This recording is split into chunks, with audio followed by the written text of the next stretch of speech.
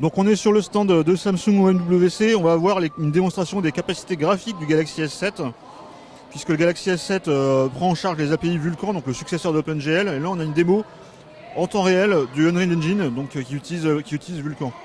Donc là on voit une petite scène avec des petits astéroïdes sur lesquels on peut interagir, voilà, et on voit pas mal de choses qu'on n'a pas trop l'habitude de voir sur un mobile, hein, des reflets, des effets de particules qui sont quand même assez complexes.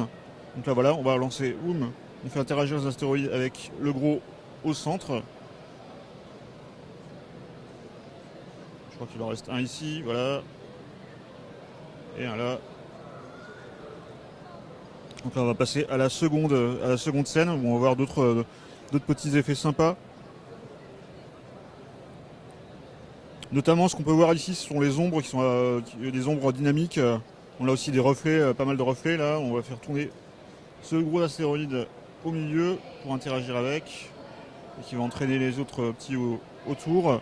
Voilà, donc on voit vraiment que c'est quand même relativement, c'est super fluide et surtout on voit quand même des effets assez complexes sur du mobile.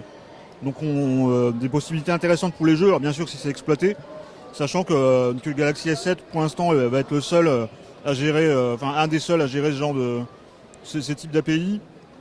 Et donc il va falloir attendre quand même assez longtemps avant qu'on ait vraiment des jeux qui l'exploitent vraiment à fond.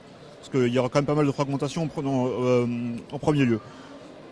Donc voilà, ça, on a à la fin de la démo, donc on voit quand même des effets quand même assez impressionnants. Un potentiel vraiment, vraiment très intéressant pour ce Galaxy S7. On espère que les développeurs de jeux sauront l'utiliser rapidement et qu'on va franchir un nouveau cap dans les jeux mobiles avec ces nouvelles API Vulkan.